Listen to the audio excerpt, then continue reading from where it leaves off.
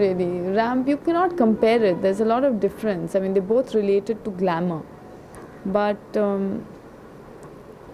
I would say that there's a lot of, you cannot compare them. They're two different fields because there's no emotions involved, and there's no, it's a very,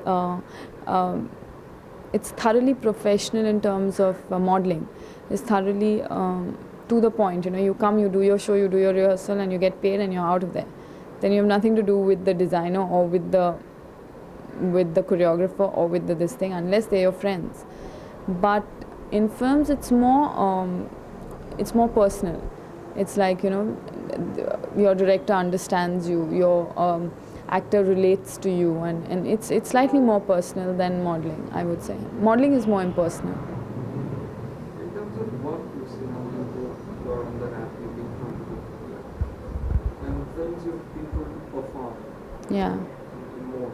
Yeah, emotions, yeah. Yeah, there is a difference. That's what I'm saying. That, you know, you've got to come out with your emotions, and you've got to be a little more. You've got to shed your inhibitions basically a lot more in films than you shed them in modeling. So that's the only thing I think that makes really a difference. That otherwise, it's probably your social circles are the same, and